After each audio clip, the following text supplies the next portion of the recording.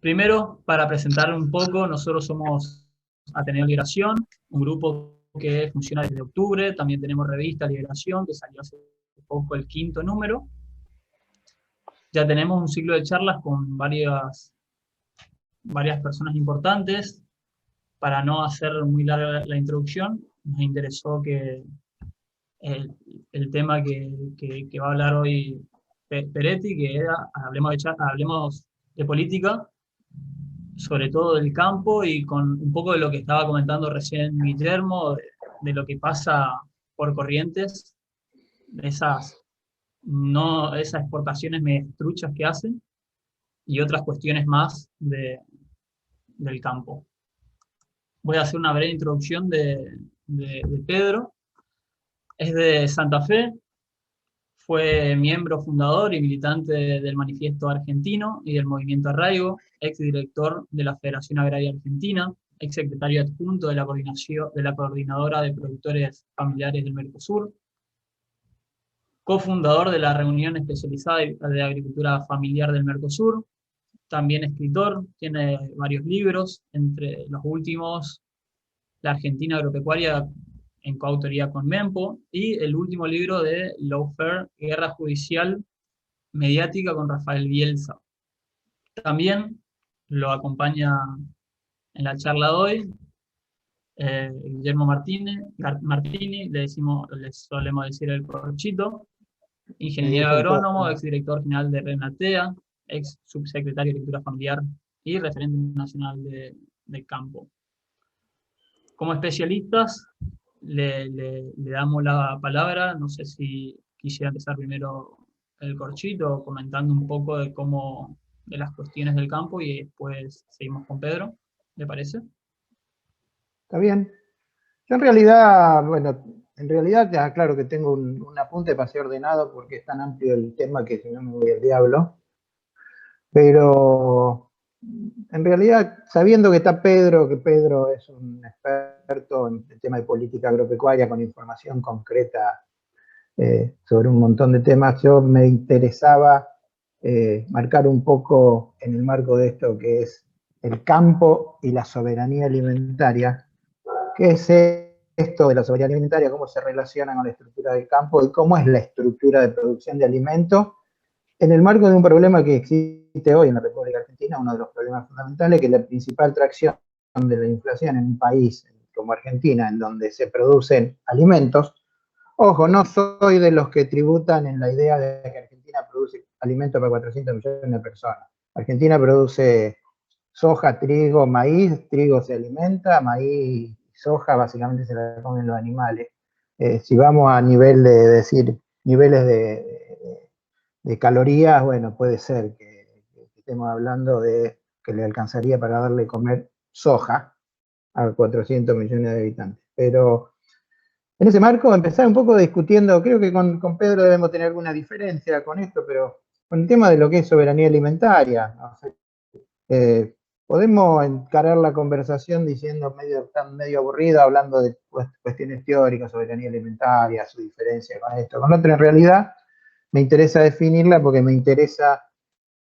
una que está en el título de la conferencia, y dos, cómo se relaciona con la alimentación de los argentinos. Es un problema clave hoy en la República Argentina, histórico y agravado por el tema de la pandemia. El tema de la pandemia que, digamos, nos dejó a todos encerrados de alguna manera y hizo que se concentrara aún más la cuestión de la producción de alimentos desde la posición dominante de los grupos concentrados que navegan por todas las instancias de la cadena productiva y transformadora y distribuidora de la República Argentina. Y si hablamos de definición, soberanía alimentaria se refiere directamente al derecho de los pueblos a definir su propia política agropecuaria y definir qué hacer con su sector agropecuario. Esto que parece una verdad de perogrullo, en realidad no es así en la República Argentina. En la República Argentina no decide el gobierno que se produce, sino que en el marco de un mercado internacional, Argentina productora de commodities, son los grupos que trabajan en el sector rural sobre todo yo voy a repetir muchas veces el tema de los grupos concentrados, los que definen esto. Pero si nos referimos a soberanía alimentaria, implica otros muchos conceptos en el marco de soberanía. Es la necesidad de priorizar la producción agropecuaria en función de garantizar la alimentación sana, adecuada para la población.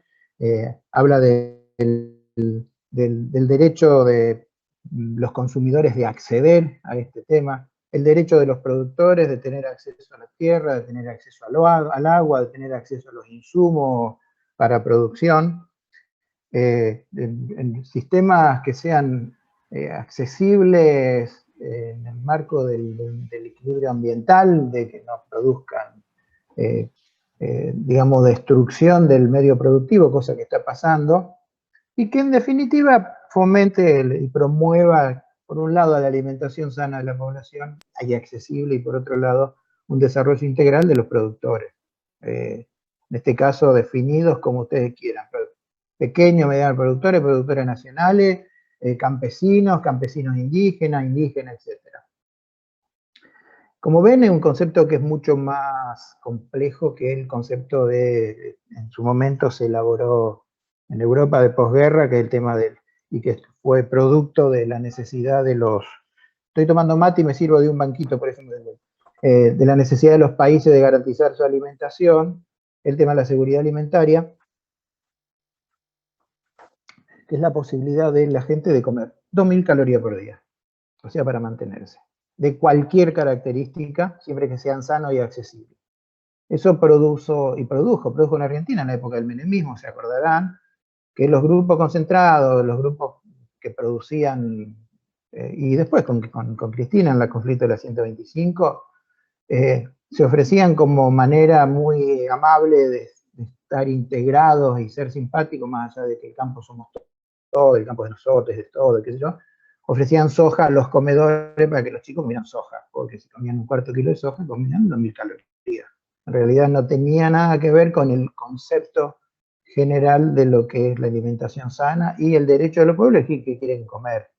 En el marco de un país de 150 millones de hectáreas productivas de alguna manera, y que, digamos, se sufre hoy con más casi el 50% de la población, de alguna manera de restricción al acceso a los alimentos. Entonces vamos a encarar la charla, que voy a tratar de que sea 25 minutos, anclado sobre los modelos productivos que hay en la República Argentina. Y empezando por el modelo productivo que es predominante en la pampa húmeda y que es el determinante de las presiones políticas y de fuente inagotable, por un lado, de recursos que el país necesita para desarrollarse, y por otro lado, fuente inagotable de recursos de conflicto, cada vez que el Estado Nacional quiere tener algún tipo de incidencia en función de garantizar los derechos alimenticios y los derechos de producción de los sectores más débiles.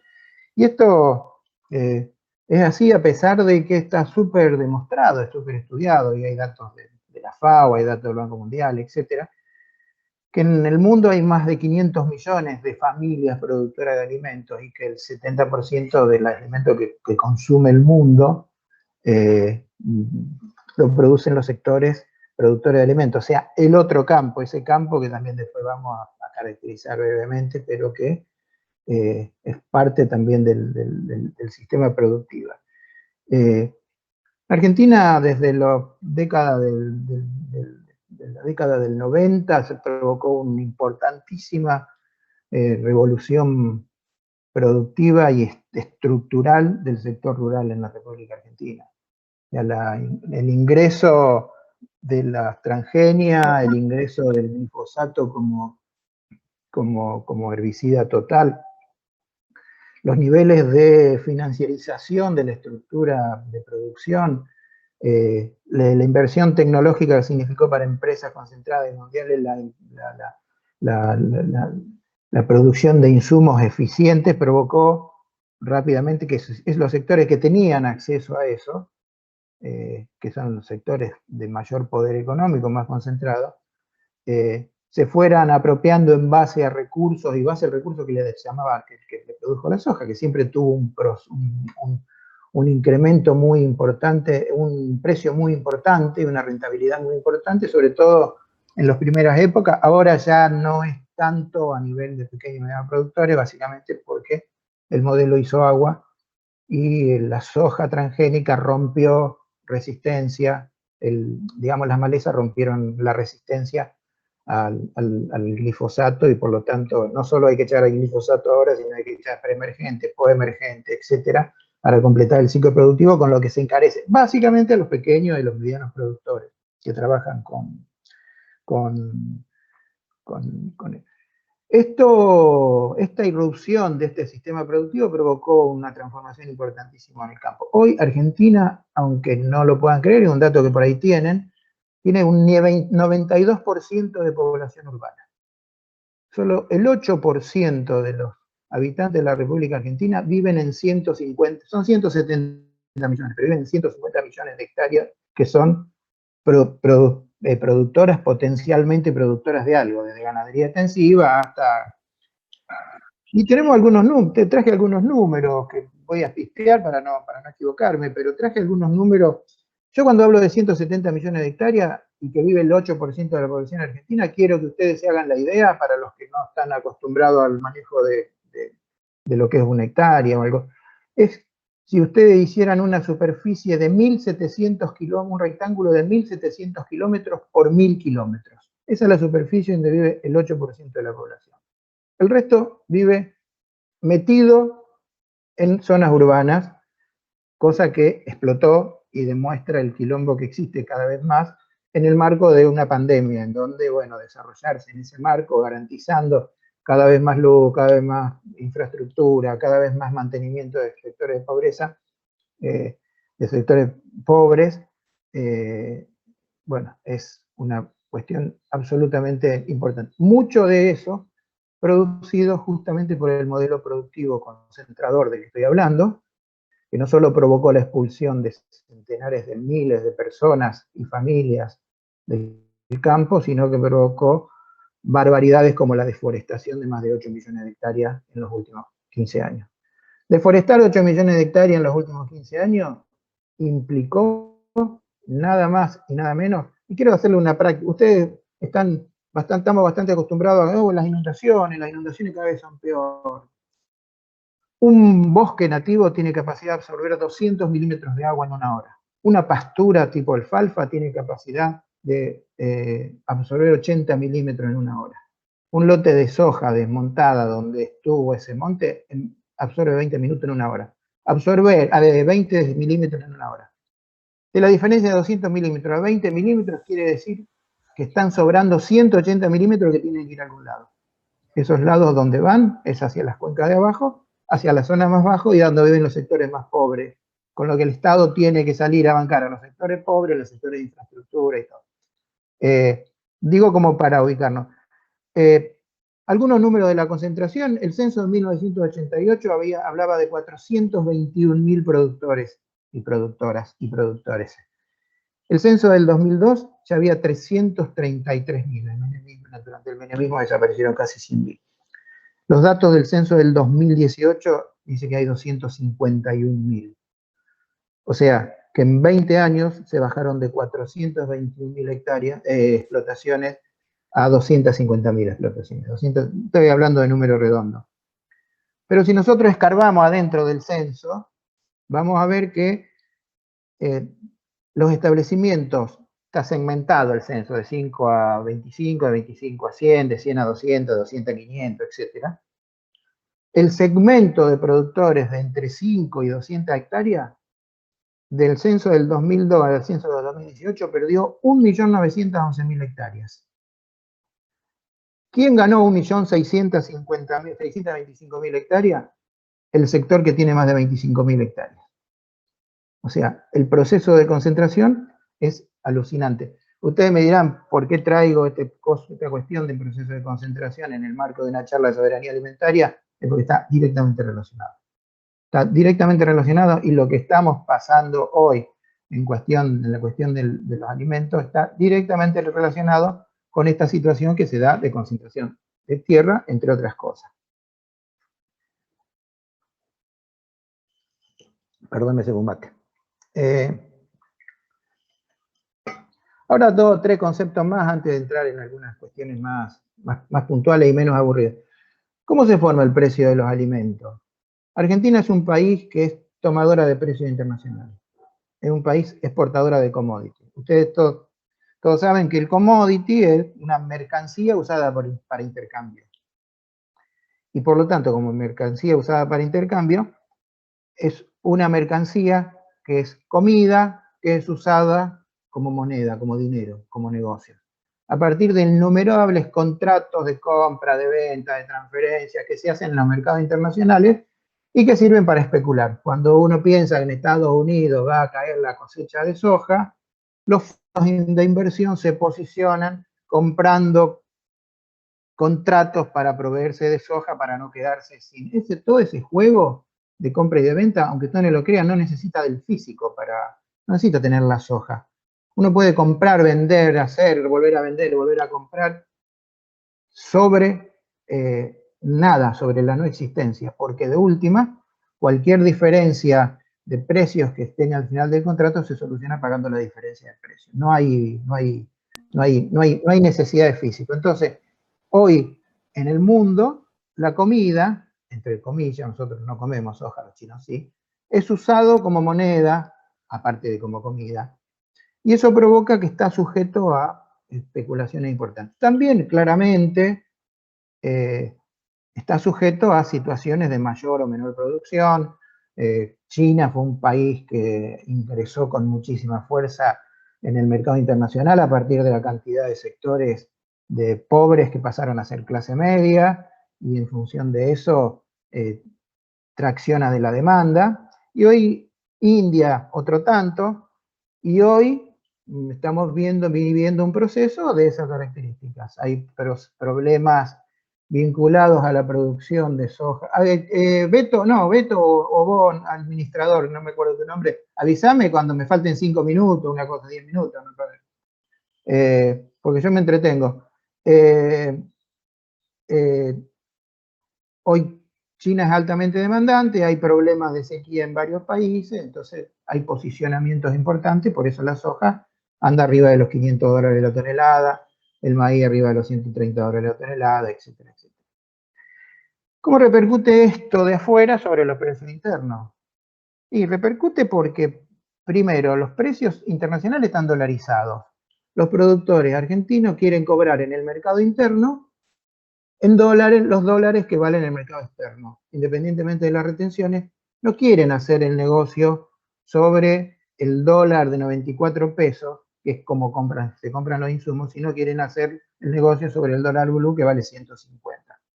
Entonces, hay una serie de maniobras de tipo especulativo y todo, no te vendo, no te compro, contrabandeo porque no tengo las percepciones de la retención del dólar, porque no tengo las retenciones, entonces todo lo que pasa a Paraguay, lo cargo, lo declaro como embarcado en Puerto Argentino y cobro el dólar completo, y en dólares, que cambiaban en el mercado argentino, son 150 dólares, 150 pesos por dólar, y no 94 con un 30% de retención. Por otro lado, todos los valores internos del país se ajustan hacia el cultivo de mayor valor, en este caso es la soja. Yo, si la soja vale mucho, siembro soja. Pero la soja no solo repercute sobre la soja, repercute sobre todo, si siembra más soja hay menos maíz, hay menos trigo, también repercute sobre la falta de estos productos en el medio.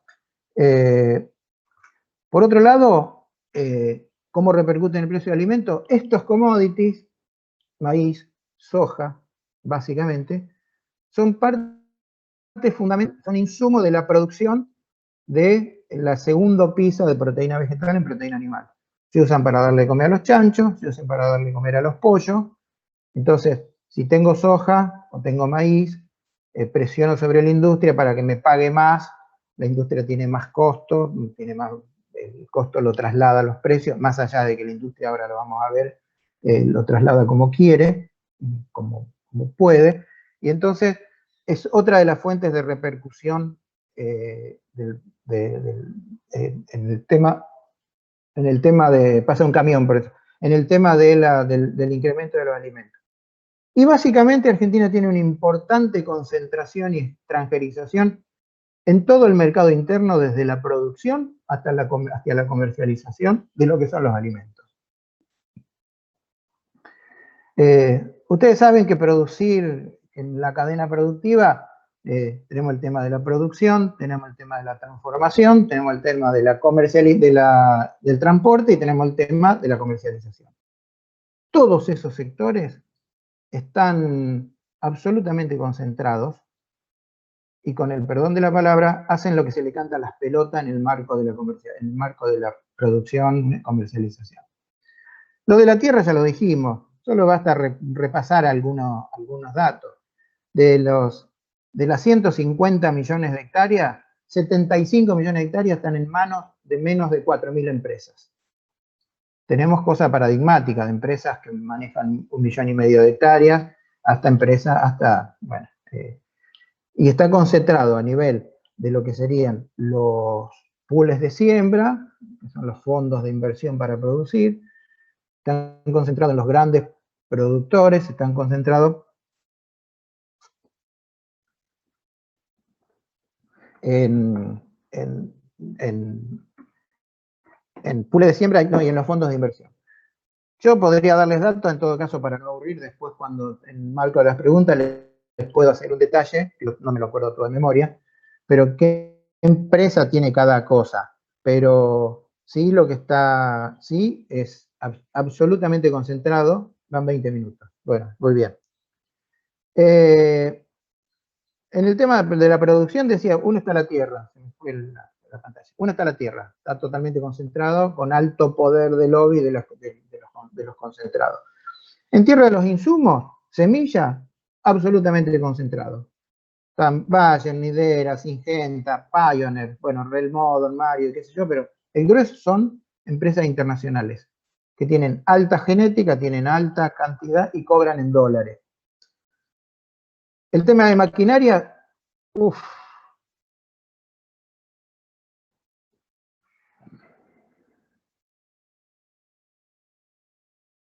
¿Me escuchan? Sí, sí. Porque se me fue, dice es necesario reiniciar todo, me mandaron un mensaje. En el caso de maquinaria, las dos empresas fundamentales internacionales, John Deere y AGCO, tienen el 50%. El otro 50% está concentrado en algunas empresas nacionales de alto poder, que son Metalfor, PLA, Agrometal, etc. El sector de la industrialización. El sector de la industrialización, voy a dar algunos datos porque los tomé de costado. Está totalmente concentrado. El sector lácteo, 7 empresas manejan el 80% del mercado. Básicamente hay 2 empresas, ahora una menos porque se cayó bastante, pero que la Serenísima y Sancor se cayó bastante, pero la compró un reemplazo que sigue con el nivel de concentración. Aceite girasol, 6 empresas, el 90%. Aceitera General Dehesa, el compañero Urquía, y Molinos de Río de la Plata tienen el grueso de ese 90%. El pan industrial, 3 empresas, Fargo, Bimbo y La Valenciana, tienen el 95% de la producción. En el tema de la carne de exportación, hay 10 frigoríficos, 10 empresas que tienen el 77% del negocio. El azúcar, Ledesma, tiene el 75% de la producción de azúcar del país. Harinas, aceite y derivados, bueno, Aceitera General Dehesa, Cargill, Molino Río de la Plata y la fallida Vicentín manejan casi la totalidad. Cerveza, un holding, porque ustedes tienen 50 marcas, pero lo maneja todo. Un holding tiene el 100% del control de la producción de cerveza. En gaseosa, Coca-Cola, Pepsi, ahora con la competencia de las aguas saborizadas, pero entre Coca-Cola y Coke tienen el 60 y pico por ciento de las ventas. Eso es el tema de la producción. Y el tema de la comercialización es otro tema que es absolutamente concentrado. 3 cadenas de supermercado concentran el 70% de la venta de productos de consumo masivo. producto de venta de consumo masivo, de productos que son producidos no en función de las necesidades básicas de la población, sino en la necesidad de renta de las empresas que lo producen. Entonces comemos yogur con jugo de pipirí importado de Inglaterra y digo, todo el tema es, comemos lo que ellos quieren, no lo que nosotros necesitamos. Después, en la otra parte, cuando me den 10 minutos más o 5 minutos más, vamos a hablar del tema del otro campo y de lo que pasó en el marco de la pandemia. 6 cadenas, el 89% del control de la comercialización. Sin contar de que esas 6 cadenas todas tienen marca propia. Y sin contar que la mayoría de las cadenas están integradas verticalmente. El otro día lo escuchaba a Pedro, que le voy a sacar el coso, porque yo la conocía, digamos, pues se me viene a la memoria. El tema de Coto, que empezó teniendo un almacén, y ahora tiene la estancia, produce la vaca, produce el ternero, engorda, exporta, mata y vende en los supermercados, o sea, de arriba para abajo, y fija el precio que quiere.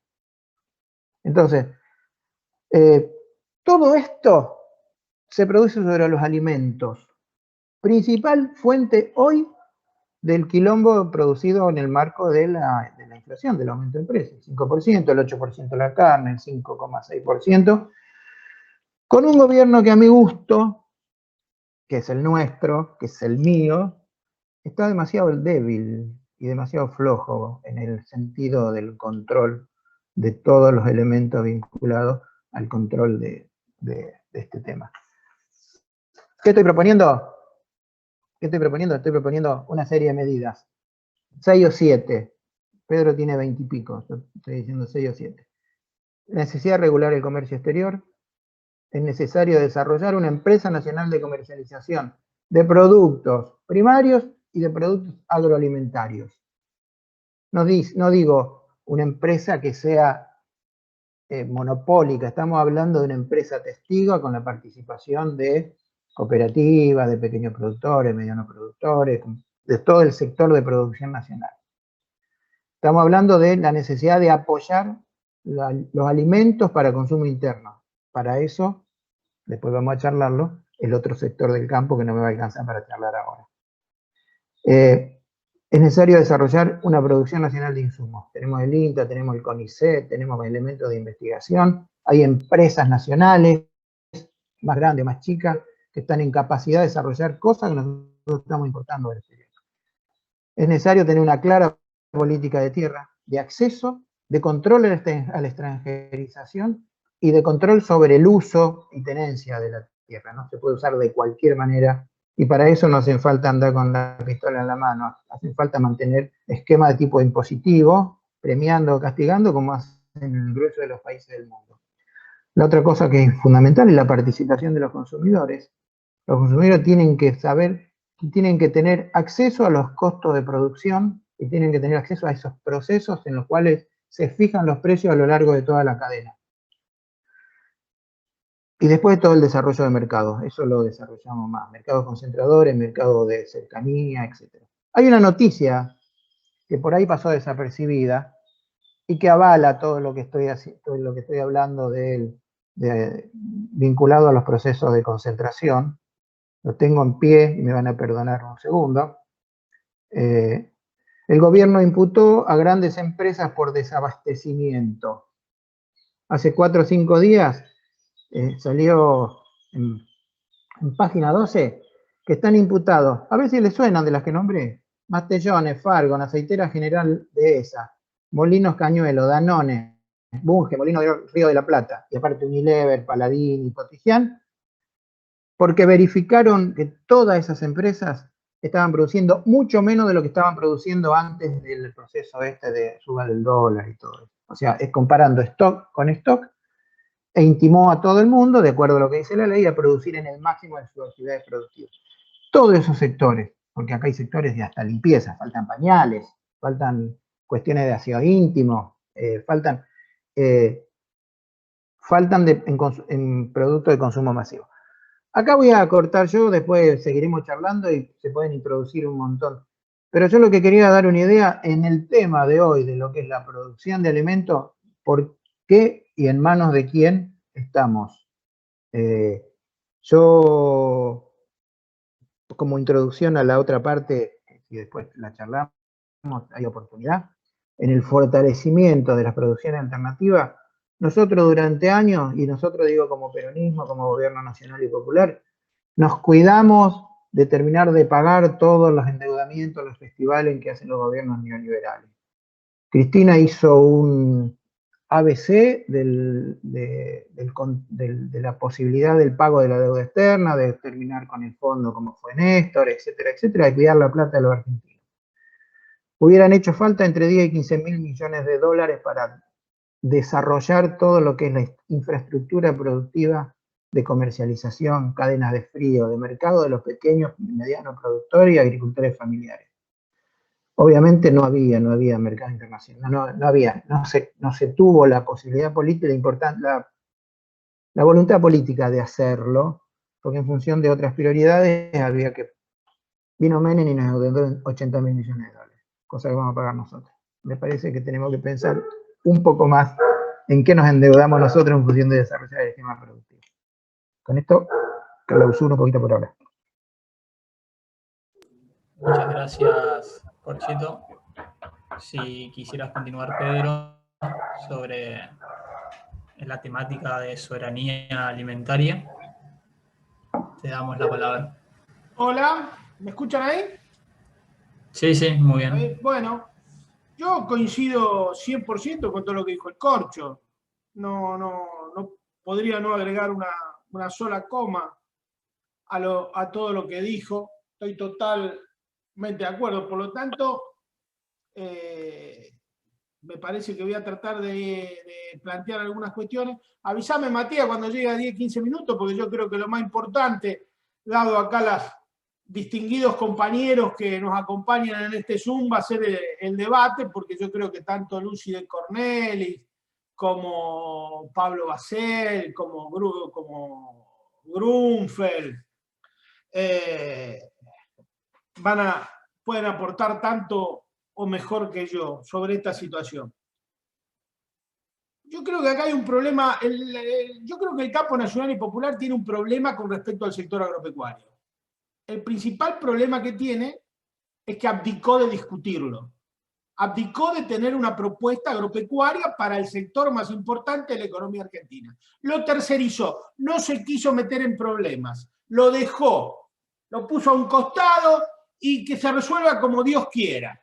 Entonces, yo creo que lo primero la última vez que el campo nacional y popular discutió seriamente la política agropecuaria fue en la década del 70 del siglo pasado, con Gelbar de ministro de Economía, Perón de presidente y Giberti de secretario de Agricultura. Se discutieron una serie de medidas. A partir de ahí no se discutió nunca más. Y se barrió durante la década del 90 toda la estructura jurídica que le había llevado al país más o menos 100 años construir, fundamentalmente el gran constructor, el gran arquitecto de esa estructura jurídica de defensa de consumidores y de pequeños y medianos productores fue el coronel Juan Domingo Perón desde 1945 a 1955, que tomó como base, como herencia difusa, todo el pensamiento agropecuario en favor de los arrendatarios, en favor de los consumidores, que había generado el Partido Socialista, fundamentalmente el doctor Juan B. Justo, que fue el primer impugnador orgánico del latifundio,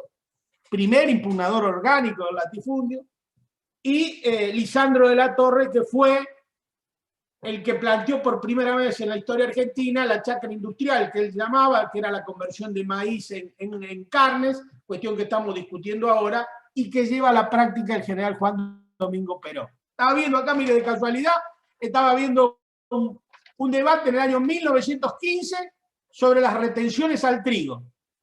1915. Aumenta el pan descomunalmente y entonces el Partido Socialista, Enrique Dickmann, intenta poner retenciones al trigo, y otro socialista que después será presidente de la Federación Agraria Argentina, que es Esteban Piacenza, que se opone, que dice no hay que poner retenciones al trigo, hay que poner retenciones a las vacas, porque la oligarquía tiene vacas y la agricultura es de misérrimos productores agropecuarios, cosas que era cierto, pero bueno, ese es otro debate. El campo nacional y popular no discutió. Vino los 90 y nos barrieron todos. El otro día hubo un tuit de Julia Estrada, muy graficante, todas las cosas que fue barriendo Cavallo, Menem, Cavallo, Felipe Solá. Menem, Cavallo, Felipe Solá. Le faltó, entre una de las grandes tragedias nacionales que hicieron en esa época, como fue la venta de YPF, de gas del Estado y todo lo demás, la destrucción de la flota mercante argentina. Tremendos traidores a la patria. Hoy, este año, acabamos de pagar 3.500 millones de dólares de flete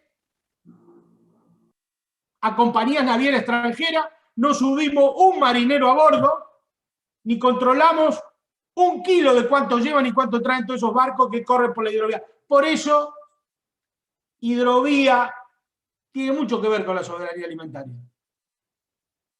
Con todas las cosas que planteó acertadamente el Corcho. La derecha tiene una extraordinaria estrategia comunicacional que dividió a los pequeños y medianos productores del campo nacional y popular. Ese fue el rol y el lugar donde la puso Humberto Bolaño. Durante todos los 90, Humberto fue la única voz del sector agropecuario, estamos hablando, que se plantó frente al modelo. Me acuerdo, yo estuve en aquel acto cuando se estaba haciendo el peaje de la ruta Rosario-Buenos Aires, cuando dijo, veníamos de hacer un evento en Armstrong y paramos ahí, estaba el peaje a media hacer, y ahí dijo aquella célebre frase, si a Cavallo le va bien, a la Argentina le va a ir muy mal. Él se opuso y armó un grupo muy importante, aunque no atenúe, que se llama el Congreso y el Trabajo y la Producción. Ahí estaba la CTA, recién formada, unida, estaba Yaqui, estaba De Genaro, estaba el Instituto Movilizador de Fondos Cooperativos, estaba el finado, estaba Heller y, ¿cómo es que no me sale el que fue el histórico fundador de Gorini? Estaba Floreal, estaba Floreal, estaba Heller, en esa movida estaban los trabajadores, y eso intentó poner un debate, y después eso se trasladó a la política, que fue el Frente Grande, que creo que acá hay varios, Pablo es uno de los, por lo menos me acuerdo de haberlo sentido nombrar en las líderes políticas del Frente Grande. Chacho no quería ni discutir del tema agropecuario. Chacho veía con buenos ojos a Presit. Decía, este es el campo moderno, de haber poco tipo más derechista en materia económica que Chacho Álvarez. Tan así que lo fue a buscar a Cavallo en el último momento, fue uno de los que fue a buscarlo a Cavallo. ¿No es cierto? Chacho era muy, muy progresista en lo cultural y en lo político y esas cosas y todo lo demás. Ahora la economía, bueno, así terminamos en esa experiencia, ¿no es cierto? Sonido 3 de internet. Estás sin cámara vos, déjalo así.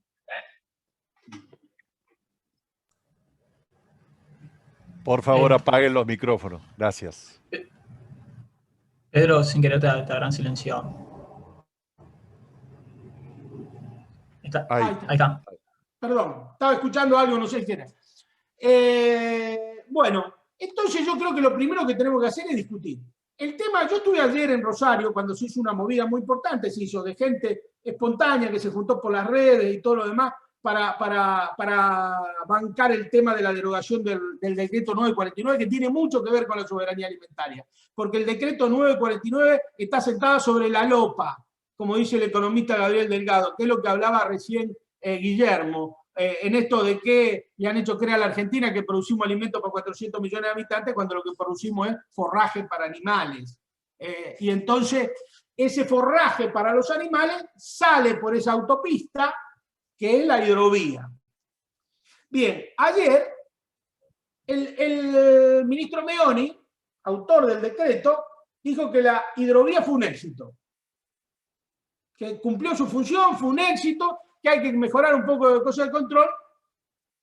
Coqui Capitanich, que me demostró que es una de las mentes más lúcidas que tiene este país, hizo una excelente exposición sobre lo que es la logística integrada, el valor de los puertos y el valor de las aguas fluviales, porque la irracionalidad logística de la economía agraria en la construcción de los precios de los alimentos es vital. junto con la concentración que planteaba Guillermo. ¿Por qué es vital? Porque un litro de leche recorre 1000 kilómetros. El 33% del PBI argentino es logística. El 50% de la logística es costo en dólares. Gasoil, repuesto, cubiertas. Cada vez que aumenta el dólar, aumenta la logística. 1000 kilómetros, un litro de leche promedio, 500 kilómetros, un kilo de carne. Las hortalizas y las verduras, miles de kilómetros para llegar al mercado central de Buenos Aires o para venir acá a Máximo Paz, que estoy en una zona de una riqueza exuberante de la tierra. Exuberante. Y no se produce una lechuga. Todo hay que hacer 100 kilómetros hasta Rosario para irla a buscar y traerla. Todo por carreteras. Eso que plantea el Coqui de la logística integrada es una mirada de un proyecto de país que lo necesitamos concretamente. Y por supuesto, la mejor exposición estuvo a cargo de Axel Kicillof, que planteó la cuestión central de la hidrovía, planteó la cuestión de la soberanía nacional. Porque este debate venía precedido de unas declaraciones increíbles del ex gobernador socialista y actual opositor Miguel Lichi, diciendo que la soberanía no existe, es un concepto antiguo. No hay que hablar más de soberanía, entreguemos el país, liquidémoslo. Y sentó en una mesa a 3 productores agropecuarios, también increíbles, salidos del realismo mágico de Carpentier o de alguna novela de García Márquez.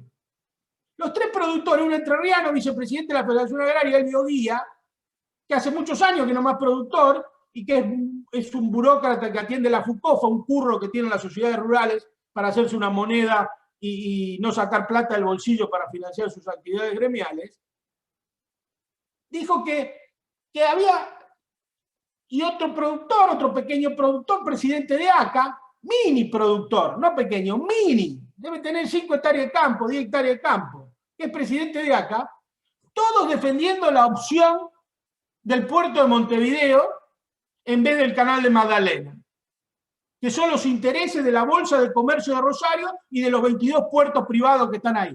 ¿Para qué? Para encarecer el transporte, que encima, por supuesto, el flete lo terminan siempre pagando los productores primarios, porque no lo va a sacar Cargill de la cuenta de sus utilidades, que lo cargan para abajo, siempre va para abajo.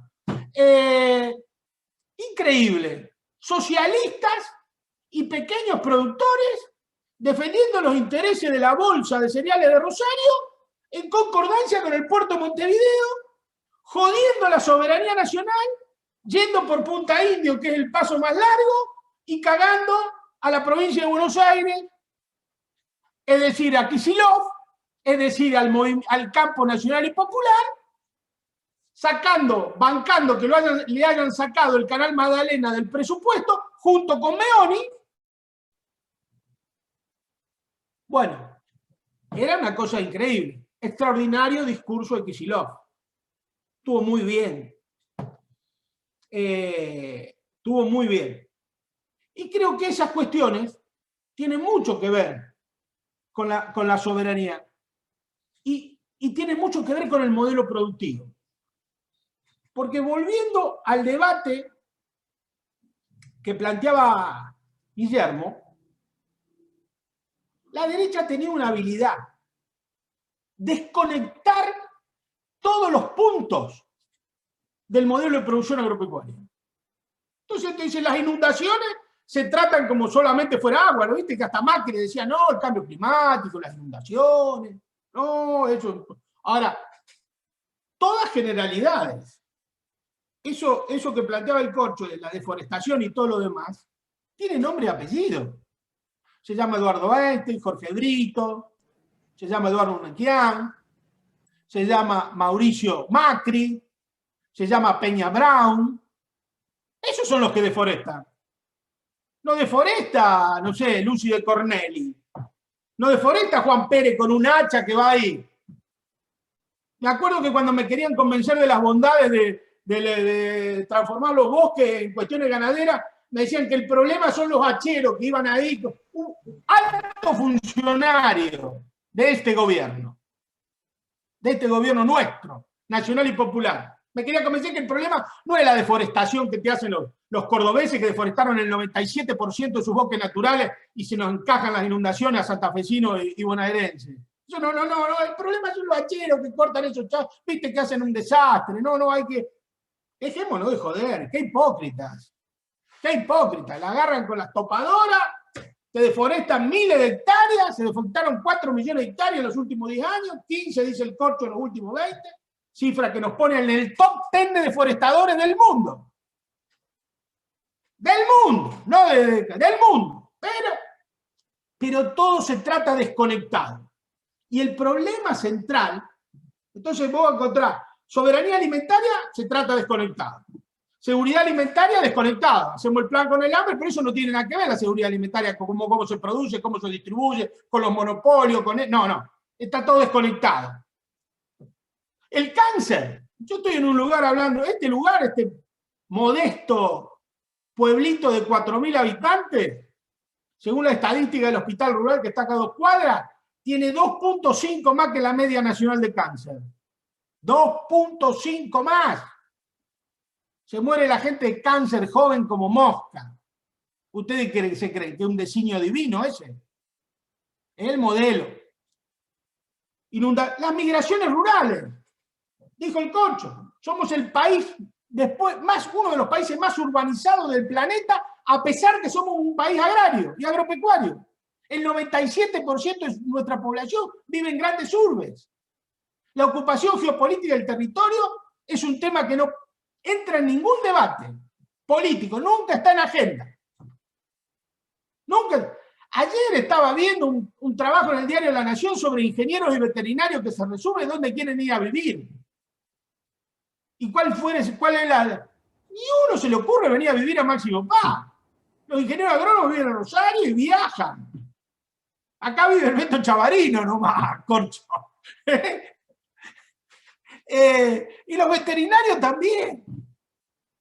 O sea, somos un país totalmente desquiciado desde el punto de vista poblacional y lo hemos visto en la pandemia, con el conurbano y con los problemas que tenemos, ¿no es cierto?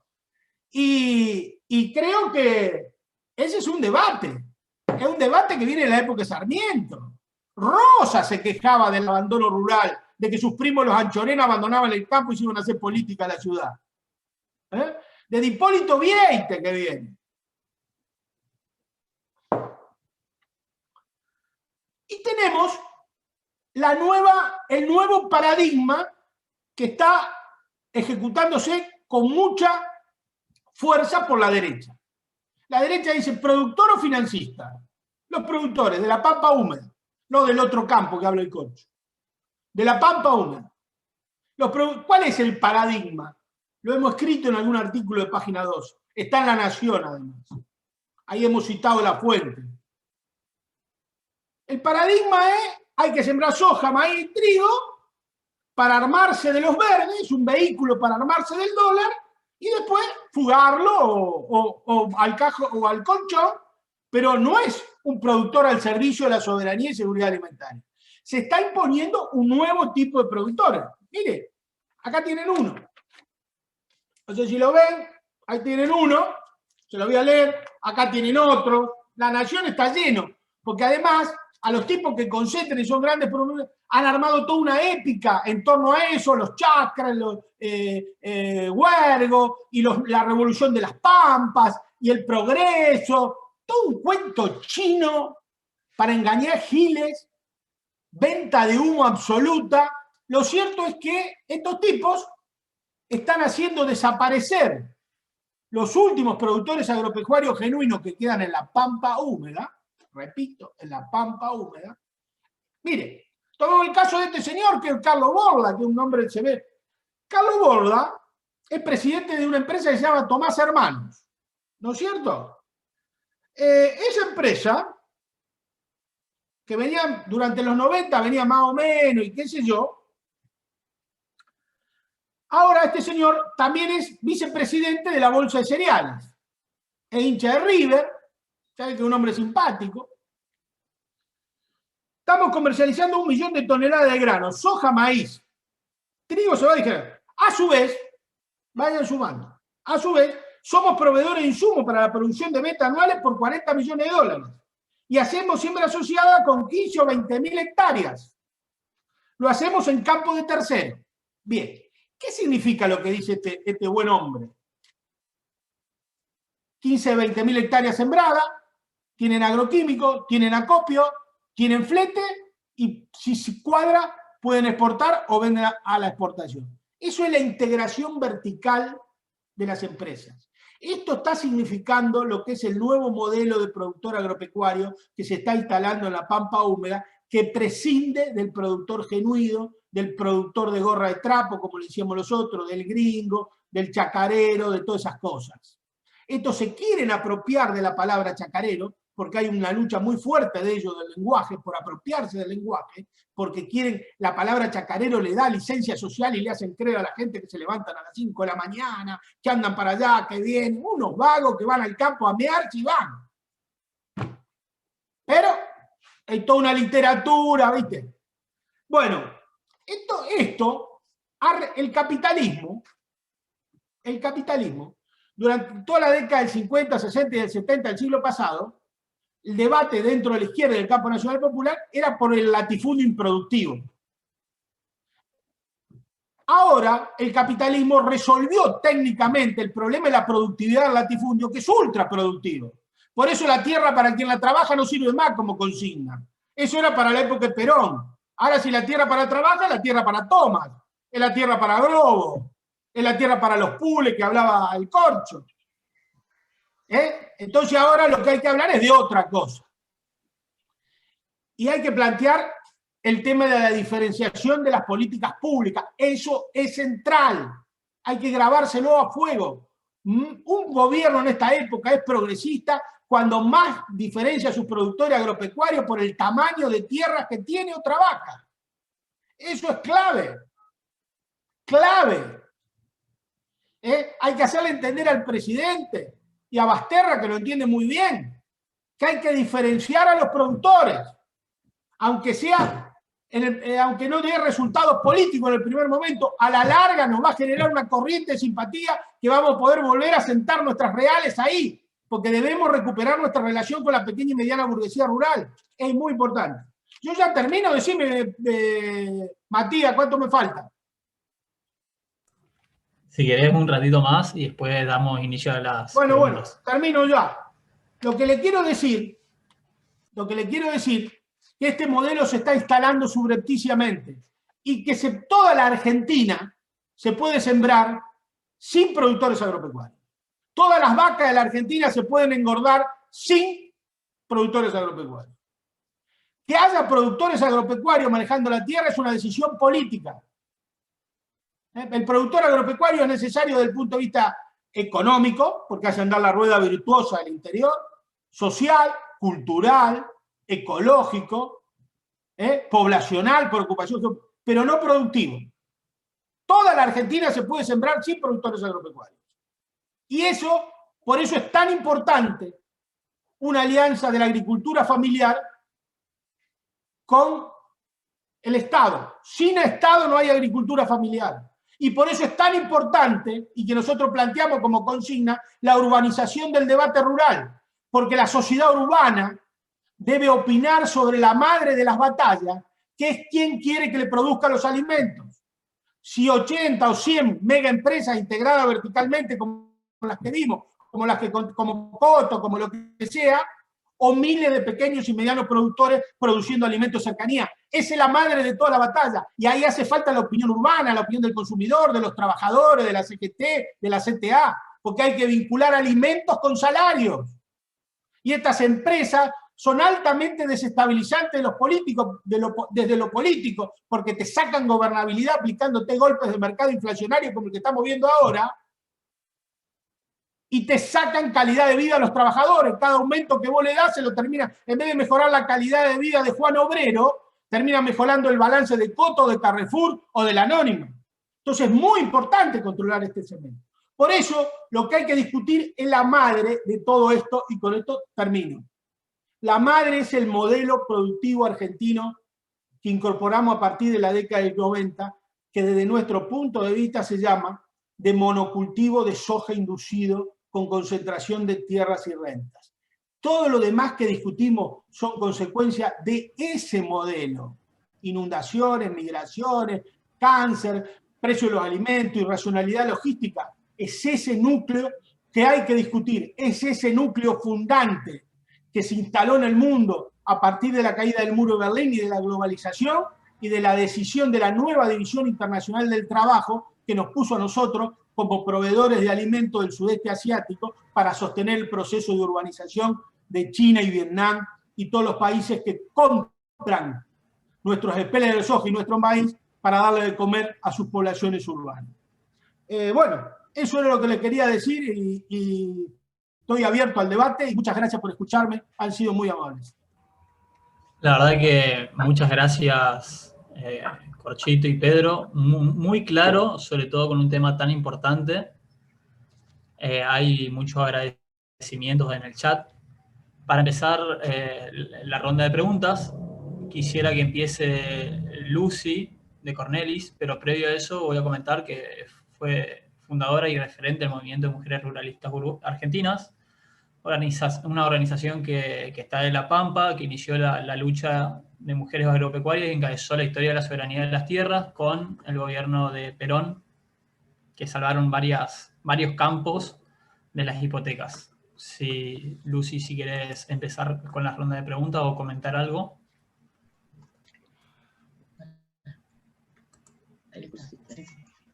Bueno, la verdad que la exposición de los dos, estos dos, Peretti y Martini, los conozco y realmente tendrían que estar difundiéndolo pueblo por pueblo y en toda la República Argentina.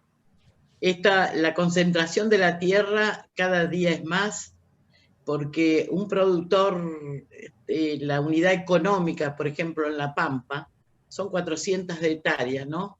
Y cuando muere un productor chico, que tiene 200, son dos hermanos, y tienen que vender, porque eso no tienen condominio, no tienen acceso a los créditos, entonces se ven obligados a vender. Y ahí va la concentración de la tierra.